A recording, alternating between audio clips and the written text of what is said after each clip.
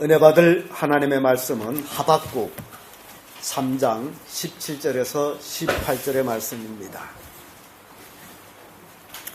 하박국 3장 17절에서 18절의 말씀, 구약성경 1305페이지 찾으셨으면 다 같이 한 목소리로 동독하도록 합니다. 시작. 비록 무화과 나무가 무성치 못하며 포도나무에 열매가 없으며 감람나무에 소출이 없으며 밭에 식물이 없으며 우리의 양이 없으며 외양간에 소가 없을지라도 나는 여호와를 인하여 즐거워하며 나의 구원의 하나님을 인하여 기뻐하리로다. 아멘. 방금 읽은 말씀으로 기쁨의 삶, 이런 제목으로 말씀을 나누도록 하겠습니다. 정확히 지금으로부터 한 100년 전 1912년 3월 31일 북아일랜드 벨파스트 조선소에서 영국 화이트 스타사의 주문으로 배를 건조하기 시작합니다.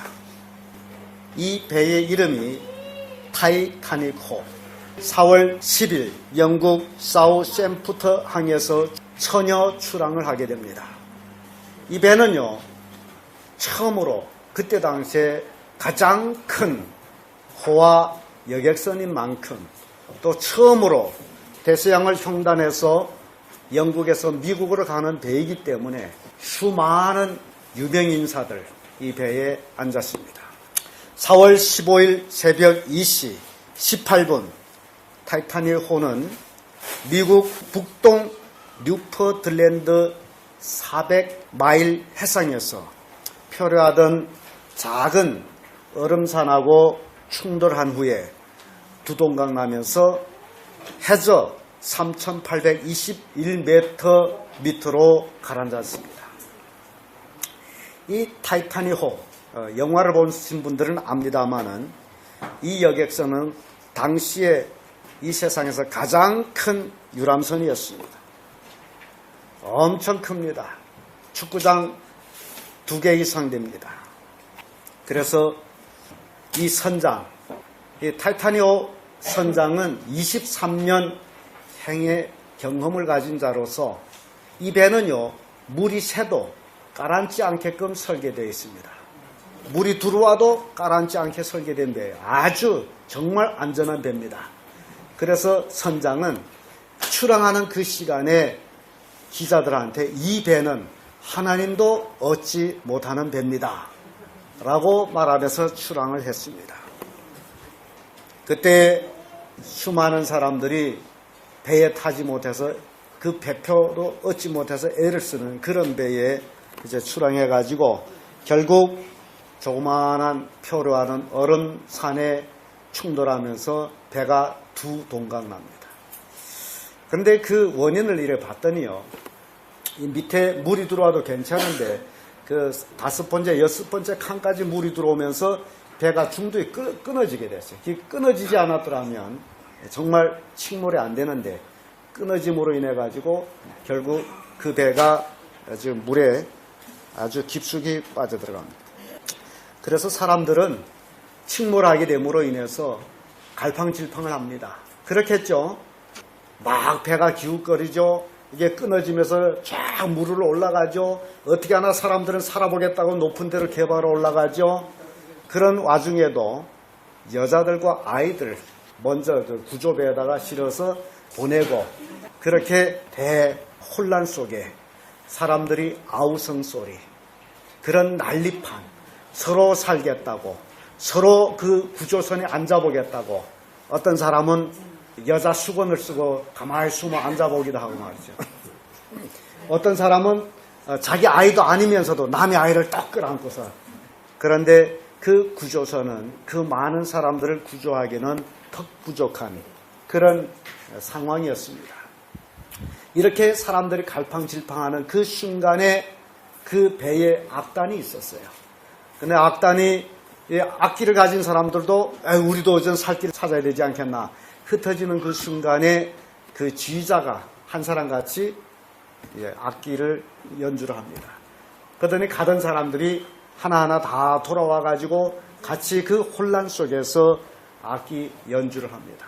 수없이 많은 사람들은 살겠다고 아우성치고 올려뛰고 내려뛰고 하는데 이 사람들은 흔들림이 없이 그 기악을 이제 연주를 하는데 마지막 그 곡이 무엇이었냐? 364장 찬송, 내 주를 가까이. 그 찬송을 하는데, 이야, 정말 나는 그 영화를 보면서 얼마나 감격을 받았는지 모릅니다. 내 주를 가까이 하게 함은 십자가 짐 같은 고생이나 내 일생 소원은 늘 찬송하면서 주께 더 나아가기 원합니다. 이 곡이 연주되면서 배는 서서히 가라앉고 그 많은 사람들이 그 곡의 끝남같이 물에 침몰돼가는 그런 내용들이 보여집니다. 많은 사람들이 공포 속에서 이 찬송을 부르며 물에 잠겨갔습니다. 이 충돌 사고로 구조된 사람은 겨우 711명. 물에 빠져 죽은 사람, 얼어 죽은 사람, 아무튼 구조되지 아니한 사람 1517명이었습니다. 2000여 명이 앉은 배가 삽시간에 이런 큰 대형 사고로 이어졌습니다.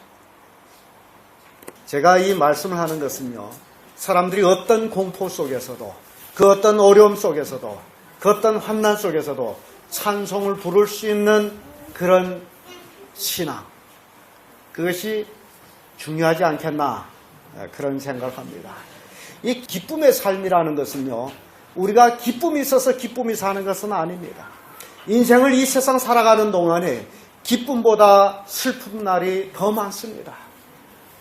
좋을 때보다 고통스러운 날이 더 많습니다. 어찌 보면 인생 삶 자체가 저주 같기도 합니다.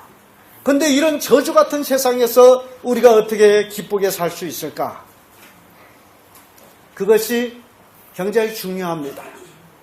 시편 기자는 시편 35편 9절에 내 영혼이 여호와로 즐거워하며 그 구원을 기뻐하리로다 라는 고백을 합니다. 그러면 이 시편 기자가 삶이 평탄했느냐? 아닙니다. 수없이 많은 죽을 고비를 남깁니다.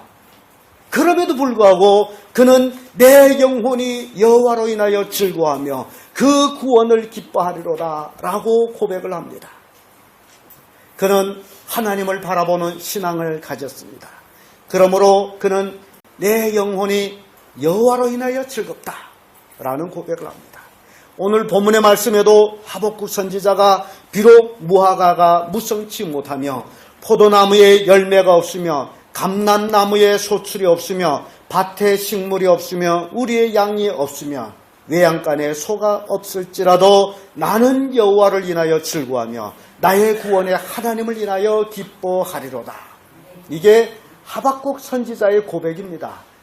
여러분, 이 하박국 선지자의 기쁨을, 그 즐거움을 우리가 생각해 볼 때 우리가 오늘 현 시대에 사는 사람들과 많이 다르다라는 것을 우리에게 보여줍니다. 우리는 무엇을 가졌을 때, 무엇을 얻었을 때 기뻐하고 즐거워하는데 이 하박국 선지자는 그런 게 없습니다. 다시 한번 그것을 분석해 보면 무화과 나무가 무성치 못하며, 이 무화과라는 건요, 꽃이 없이 열매가 달리는 나무예요. 근데 그 무화과 과실은 그렇게 맛있습니다. 참 달콤하고. 저희 집에도 무화과 나무가 있는데 웬일인지 잎이 무성치 않아요. 그러나 잎이 몇 팩이만 나와도 무화과가 달려요. 이 무화과 과일은 참 맛있습니다. 근데 그 무화과라는 것은 실은 열매 속에서 꽃이 펴요. 사람이 눈에 보이지 않을 뿐이에요. 근데 성경에는 무화과 나무에 대해서 많이 나옵니다. 그러면 무화과 잎이 무성치 않다라는 것은 뭐가 없다는 거예요? 열매가 없다. 무화과 열매가 없다. 그 얘기입니다. 또 두 번째로 포도나무에 열매가 없으며, 포도나무에 열매가 없어요. 이스라엘 백성들에게 있어서는 포도라는 건 굉장히 중요합니다. 그들은 포도 농사를 해가지고 포도즙을 만들어서 그것을 보관해 두고 그것이 그들에게 음료수가 됩니다. 포도주의 역할이 바로 그거예요. 우리는 포도주라고 그러지만은 실제적으로 이스라엘 백성들에게 있어서는 포도즙이에요. 그런데 즙이 오래 두다 보니 발효돼가지고 술이 된 거예요. 그 순수한 즙입니다. 근데 포도 열매가 없으면 뭐가 없다는 거예요? 음료수가, 마실 수 있는 포도즙이 없어요. 그리고 감람나무에 소출이 없으면, 이 감람나무 열매를 기름으로 쌉니다. 근데 감람나무에 소출이 없다는 것은 뭐가 없다는 거예요? 기름이 없어요. 여러분, 우리 중국에서 사는 분들은 기름이 없는 고생을 했습니다. 한 사람당 기름 2냥씩 배급을 줬죠. 그래가지고 한 달에 2냥. 자, 북한에 가게 되면 그때를 생각하게 되는데, 북한 사람들이 기름이 귀해요. 제가 갈 때마다 기름을 가득 갖다 줘도 그렇게 안 먹고 가마에다 기름을 조금 넣고 거기에 가마에다 묻은 기름을 온 여러 가지 요리볶음 거기다 다 해요. 아무튼 기름을 더 넣어서는 하지 않아. 조금 한 숟갈 정도 넣고선 그 한 숟갈로 대까지를 볶아내요. 그게 북한 사람들. 왜 그럽니까? 기름이 귀하기 때문에. 그러니까 제가 이렇게 느낄 때는요, 이게 우리 북방에 사는 사람들 좀 기름을 먹어야 되겠더라고요. 기름이 없게 되면 좀만 추워도 추워요. 그래서 내가 북한 가봤을 적에 나는 아무 일도 없는데 같이 차 타고 가는 그 북한 사람들 보면 두두두두두 떤단 말이죠.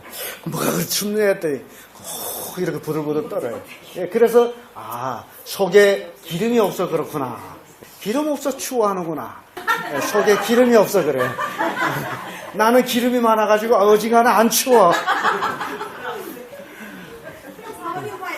나는 열남이야. 근데 이 하박국 선지자가 감람나무에 소출이 없으면 기름이 없다는 얘기예요. 그 다음에 또 더 나아가서 네 번째로 뭡니까? 밭에 곡식이 없으면. 이야, 이거 저는 그래도 개떡도 먹어봤습니다. 옥시떡 먹어보면 되게 좋은 거예요. 개떡. 쌀겨로 만든 떡. 그것도 쌀겨 보드라운 겨로 만들었으면 좋지. 볏짚 겨를 가지고 그 거춘겨. 야, 이게 넘어갑니까? 이볼에서. 북한에 가봤더니요, 북한에서 일하는 사람들이 내놓고 하는 얘기가 우리 지금 식생활이 일제시대 때보다 못하다. 근데 이 하박국 선지자는 밭에 뭐가 없다고요? 곡식이 없어. 양식이 없어. 그러면 어떻습니까? 배고파야죠.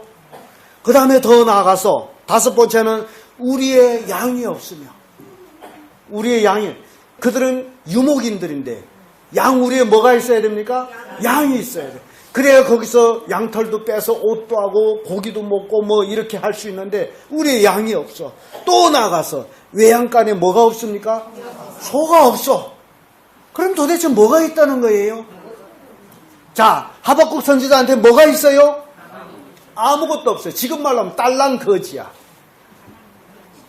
아무것도 없어. 그러나 그에게 있는 게 있었어요. 그게 누구예요? 하나님, 여호와. 이야, 여러분들이 정말 이 하박국 같은 그런 신앙의 고백인이 되길 바랍니다. 뭘 얻으려고, 뭘 가지려고 애써봤자 인간은요, 아무리 가져도, 아무리 얻어도 만족은 없습니다. 얼마면 만족할 것 같지만은 아니에요. 이게 사람이 사는 거 봤더니요, 사람은 거기에 따라서 살아갑니다. 그게 뭡니까? 거기에 따라 살아요. 이게 뭐예요? 수입이에요. 내 수입이 100원이면 100원만큼 살고, 만원이면 만원만큼 살고, 100만원이면 100만원만큼 살아요. 이게 사람이에요. 여러분들이 돈이 많은 사람 잠재놓고 가만히 있는 거예요. 그 사람들한테 돈이 없어. 돈 많은 사람이나 없는 사람이나 똑같아. 다 돈이 부족해요. 그러니 만족이라는 게 이 땅에 있을까요? 없어. 만족은 절대 없습니다. 이 하박국 선지자가 그것을 고백하고 있어요. 하박국은 아무것도 없어. 아무것도 없는데 가진 것이 있어. 그게 누구라고요? 하나님. 여호와로 인하여. 여호와로 인하여. 자, 얼마나 값진 고백을 하는지 모릅니다. 나는 여호와로 인하여 즐거워하며 나의 구원에 하나님으로 인하여 기뻐하리로다. 여러분 속에 진정 하나님이 계시다면 여러분들이 눈에 가진 것, 보는 것, 손에 만지는 것, 그것이 없을지라도 여러분들은 기쁨의 삶을 살 수 있어야 된다라는 사실입니다. 그게 진정 여러분 속에 하나님이 있는 삶이에요. 그러나 여러분들 속에 하나님이 없으면 늘 우거지가 되고 늘 불평하게 되고 남하고 비교해봤더니 남들은 가진 게 너무 많고 나는 가진 것이 너무 없고 그러면서 자기는 점점 작아집니다. 그래서 작아지다 나중에 비열해집니다. 이게 사람이에요. 가진 것 때문에 내가 비열해진다. 참 얼마나 속상한 일입니까? 이것도 역시 사람의 심리예요. 여러분 생각해 보세요. 사람들은 큰 걸 보게 될 때 그 앞에서 자기가 작아짐을 느낍니다. 그래서 불교 같은 데는요, 불당도 크게 지어요. 왜 크게 짓는지 아세요?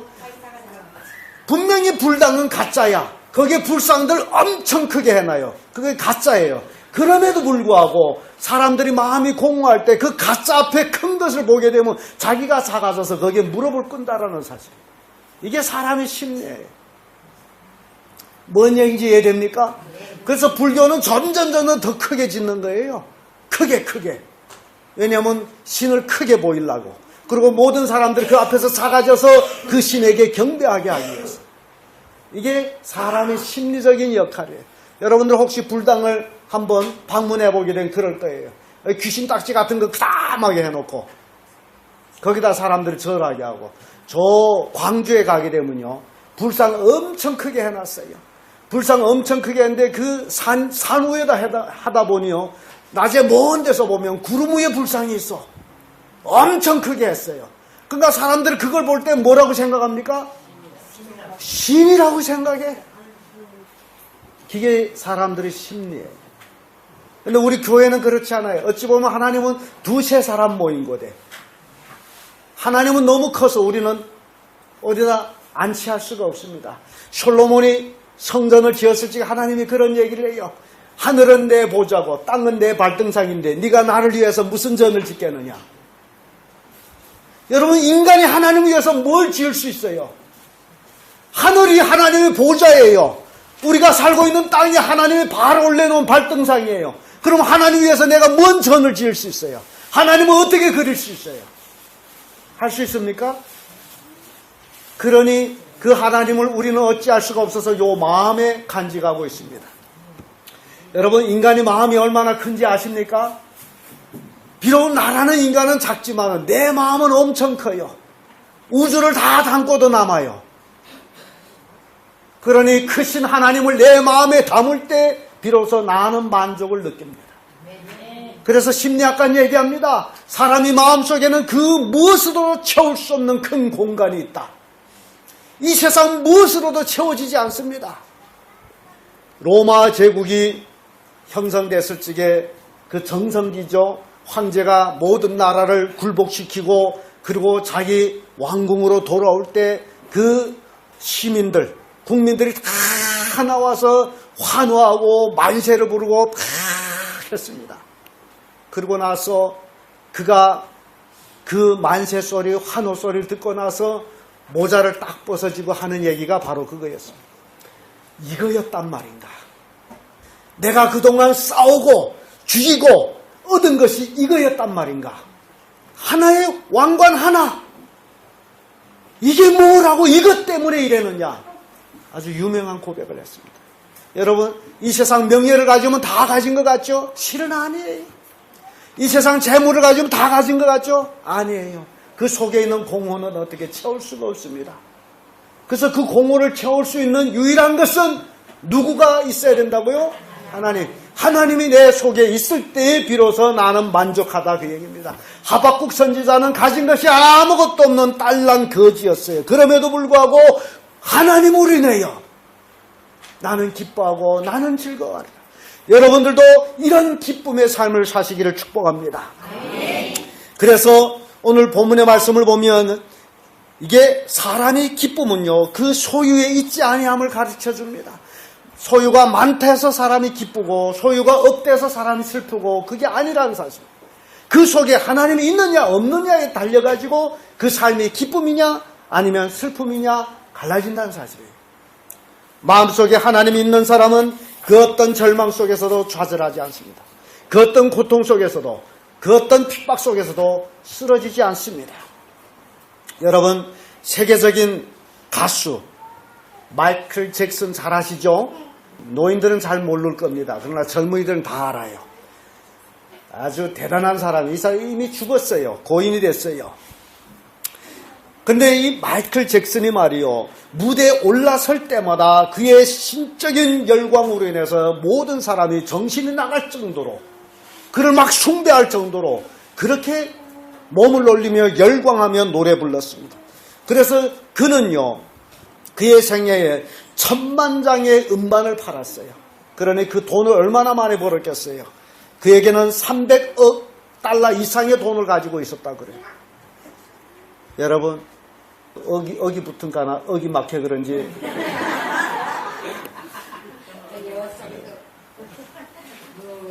그럼에도 불구하고 이 사람은요, 공연이 끝나고 나서 관중들이 다 돌아간 후에는 무대 한쪽 구석에서 울고 있었어요. 왜 웁니까? 뭐가 가진 게 없어서? 외로워서 우는 거예요. 그는 고독한 눈물을 흘렸습니다. 그의 웃음은 돈 벌기 위한 위선이었고 그의 광란은 자신을 이기지 못한 불행의 몸부림이었습니다. 사람들은 열광했지만 그는 아니었어요. 그가 무대 뒤에서 슬피 울고 있을 때 무대를 청소를 담당하는 한 청소부가 그에게 다가가서 조용히 이렇게 속삭입니다. 돈은 인간을 파멸시킬 뿐 소망을 주지 못합니다. 진정코 당신이 기쁨을 얻으려면 주 예수를 영접하세요. 돈이요, 많을수록 좋은 것 같은데 아니에요. 파멸로 끌고 가는 게 돈이에요. 그래서 성경은 돈을 뭐라고 얘기합니까?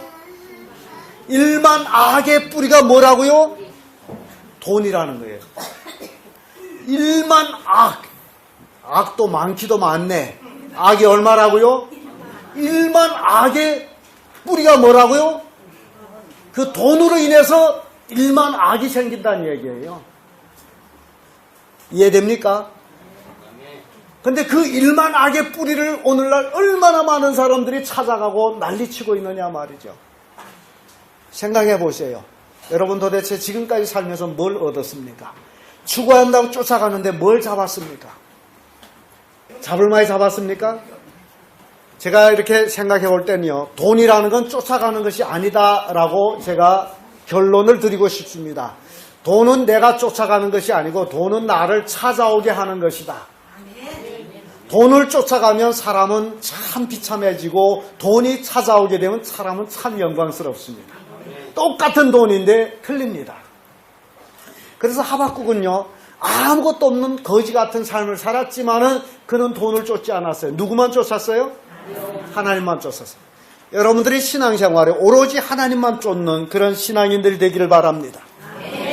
빌립보서 3장 7절 9절의 말씀 보면 그러나 무엇이든지 내게 유익하던 것을 내가 그리스도를 위하여 다 해로 여길 뿐더러 또한 모든 것을 해로 여김은 내 주 그리스도 예수를 아는 지식이 가상고상함이라. 내가 그를 위하여 모든 것을 잃어버리고 배설물같이 여김은 그리스도를 얻고 그 안에서 발견되려 함이니 내가 가진 의는 율법에서 난 것이 아니요 오직 그리스도를 믿음으로 말미암은 것이니 곧 믿음으로 하나님께로서 난 의라. 이게 바울의 고백입니다. 이 바울은요, 내게 유익하던 것을, 바울이 유익하던 것이라고 얘기한 것은요, 이게 바울이 쫓아갔던 것들을 얘기합니다. 그게 첫째 뭐냐? 지식이에요. 바울은 어려서부터 예루살렘으로 유학 와서 공부를 한 사람이에요. 그러니까 오늘날 많은 부모들과 똑같을 거예요. 야, 공부 잘해야 된다. 공부 잘해야 출시한다. 아마 그 말을 바울도 귀에 못이 박일 정도로 들은 것 같아요. 그래서 어린 나이에 예루살렘으로 유학 와가지고 그때 당시에 가장 엄한 율법의 학파 가말리엘 문화에서 학문을 닦습니다. 그러니 이 바울의 학문은 이스라엘 백성들 중에서 최고의 학문이라고 생각하면 돼요. 이 바울이 배운 건 대단했어요. 그리고 또 바울이 유익하다라고 생각한 것은요, 사람들한테 이게 인생 살다 보면 권세가 있지 않아요. 권세.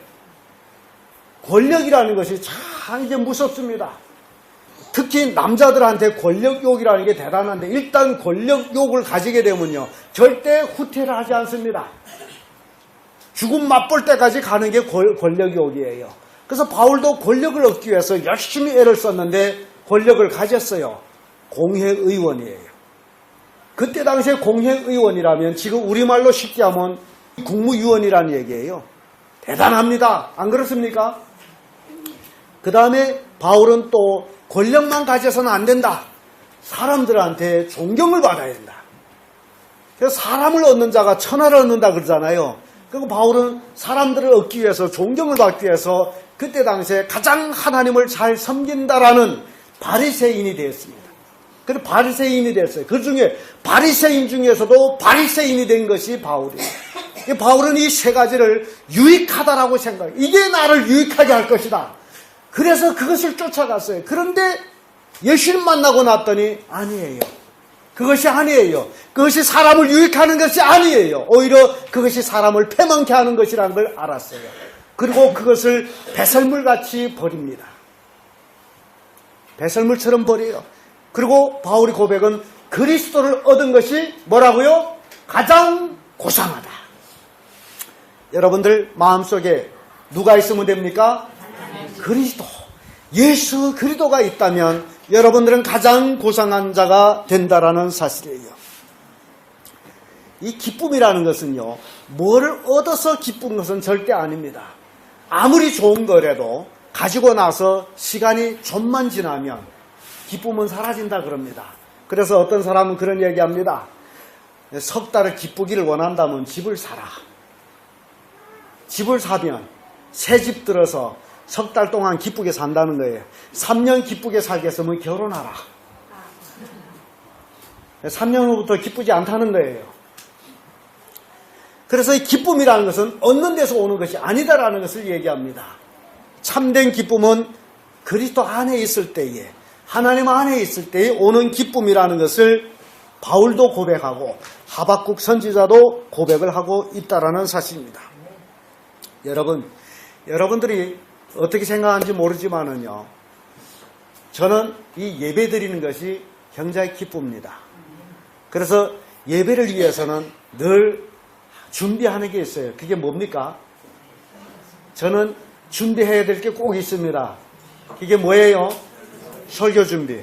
정말 여러분들한테도 좋은 말씀을 전할 뿐만 아니라 나한테도 은혜되는 그런 말씀을 준비하려고 애를 쓰는데, 정말 이 주일날 예배 저는 정말 기쁩니다. 어때 여러분들 주일날 교회 오는 것이 부담스럽습니까? 아니면 즐거워서 오는 겁니까? 아니면 할 수 없이 오는 겁니까? 정말 여러분, 내 인생에 예배를 빼버리면 뭔 의미가 있을까, 그런 생각을 합니다. 저는 예수 믿고 나서 주일 성수, 정말 주일날 지키며 주일날, 주일 저녁, 수요 저녁, 새벽 기도, 이거는 일상생활이 돼버렸어. 그게 없다면 뭔 의미에 사느냐, 그렇게 생각합니다. 나는 묻고 싶은 것이, 혹 주일날 한 번만 딸랑 교회에 온 사람들 한 주간 뭔 의미에 사는지 내가 모르겠어요. 정말 하나님 앞에 푹 빠져가지고 정말 하나님 앞에 예배하며 이 하박국 같은 그런 기쁨을, 여호와로 인하여 내가 기뻐하며 그 구원을 인하여 내가 즐거워하리라는 그런 고백을 하는, 그래서 기쁨의 삶을 사는 그런 성도들 되기를 바랍니다. 네. 괜히 또 예배 시간 됐네. 그리고 얼굴을 찌기지 말고 정말 그 예배 시간을 기다리며, 저는 새벽 기도 오면서 운전하면서 느끼는 게 있는데, 그 시간에 수많은 사람들이 저 걸른 운동하고 또 뭐 운동기에 가 운동하고 아니면 또 약국에 가서 줄을 주릉주릉 서 있고 사람들을 새벽에 많이 봐요. 그런데 유독 우리 교인들은 새벽에 뭐 하는지 질문하고 싶어요. 잠을 자고 있는지 아니면 뭘 하고 있는지 저는 알고 싶어요. 그 좋은 시간에 하나님 앞에 나와서 예배하는 것보다 더 큰 축복은 없는데 그걸 못한다라는 게 바로 하박국 같은 그 즐거운 기쁨이 그 속에 없어서 그렇다는 얘기예요. 하나님 말씀 듣는 것이 즐겁고 하나님 말씀을 보는 것이 즐겁다면 절대 다른 일을 할 수가 없습니다. 그래서 시편 16편 11절을 보면 주께서 생명의 길로 내게 보이시리니 주의 앞에는 기쁨이 충만하고 주의 우편에는 영원한 즐거움이 있나이다. 주님 앞에 주님 우편 이렇게 고백합니다. 영원한 즐거움, 주님 앞에는 영원한 기쁨. 우리가 예수 믿는 것은 생명의 길이요, 우리가 주님 앞에 예배하는 것은 우리의 즐거움이며 또한 우리의 축복입니다. 아무나 하나님을 예배하는 게 아니에요. 하나님 자녀만 하나님을 예배합니다. 하나님 자녀들이 하나님께 예배한다는 사실 명심하세요. 하나님 자녀 아니라면 절대로 예배하지 않습니다. 그러면 여러분들이 예배의 삶 속에 진정 내가 하나님의 자녀냐 생각해 보세요. 내가 정말 기쁨으로 예배를 드리고 있느냐 생각해 보세요. 그것이 아니라면 내가 하나님의 자녀가 됐다는 것을 한번 의심해 봐야 됩니다. 창조주 하나님이 내 아버지가 되셨는데 그에게 내가 예배하는데 그에게 내가 경배하는데 그것이 실증난다, 그것이 싫다 이렇게 생각난다면 내가 하나님의 자녀가 아니라는 증거입니다. 진정 하나님의 자녀는 하나님 앞에 오기를 즐거워하는 거예요. 기뻐하는 거예요. 예배하기를 즐거워하는 거예요. 하나님을 사모하는 거예요. 말씀을 사모하는 거예요. 그것이 없다면 여러분 생각하세요. 내가 진정 구원받은 자냐? 아니라면 구원받기를 원한다면 회개하시고 예수님을 다시 영접하세요. 그것이 없다면 우리는 지옥으로 갑니다. 진정 구원의 기쁨이 없다면 그건 하나님의 자녀가 아니에요. 시편 4편 7절에 주께서 내 마음에 두신 기쁨은 저의 곡식과 새 포도주의 풍성할 때보다 더하나이다. 주께서 내 마음에 두신 기쁨은 곡식과 새 포도주의 풍성한 것보다 더하다. 이렇게 고백합니다. 그 얘기는 뭡니까? 물질보다 더하다. 그 얘기예요. 근데 오늘날 수없이 많은 사람들이 물질을 얻는 것이 기쁨이라고 착각하고 있어요. 프랑시스는 이런 고백을 합니다. 자비와 지혜가 있는 곳에 두려움과 무지는 있을 수 없다. 참음과 애정이 있는 곳에 분노와 번뇌는 추방된다. 마음이 가난하고 기쁨을 가질 때 탐욕은 사라진다. 평화와 명상이 있는 곳에 걱정과 의심은 자연히 사라진다. 이게 프랑시스의 고백입니다. 또 윌리엄 제임스는 이런 고백을 합니다. 감사를 아는 사람은 다른 사람의 유익을 위해서 산다.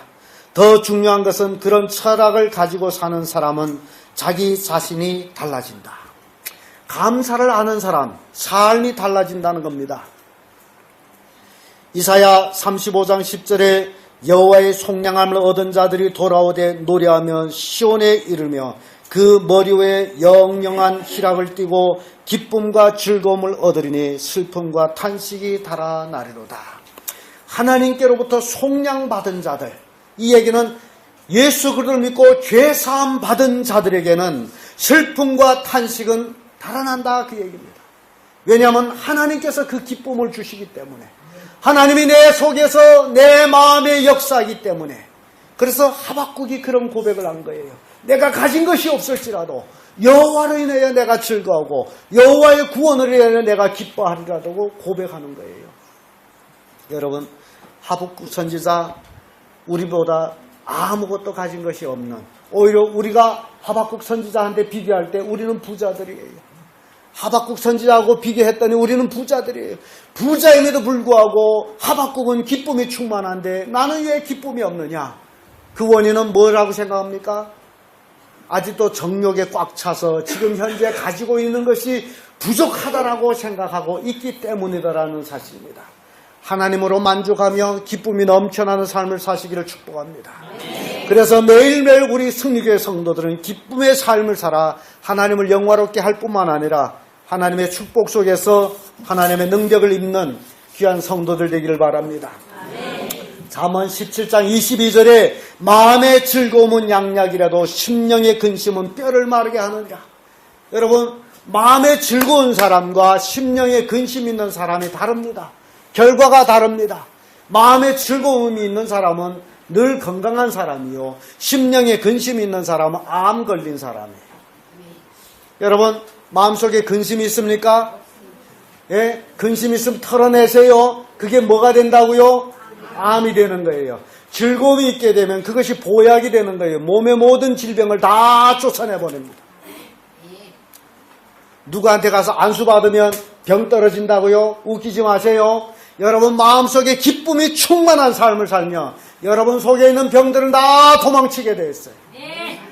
여러분들이 근심 걱정하고 있다면 그 삶은 암으로 변해서 여러분 말라 죽을 거예요. 어떤 삶을 살기를 원합니다. 이게 성경 말씀이에요. 요한복음 14장 27절에 평안을 너에게 끼치노니 곧 나의 평안을 너에게 주노라. 내가 너에게 주는 것은 세상에 주는 것 같지 아니하니라. 너희는 마음에 근심하지도 말고 두려워하지도 말라. 예수님이 우리에게 주신 평안, 근심하고 두려워하는 것이 아니라 참 하나님 안에서 기쁨으로 사는 겁니다. 여러분 기쁨의 삶을 사시기를 축복합니다.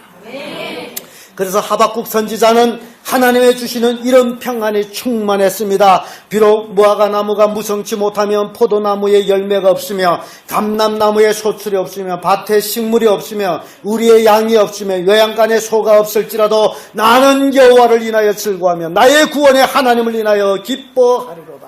여러분들도 이런 고백을 하는, 그래서 매일매일 기쁨의 삶을 사는 귀한 성도들 되기를 바랍니다.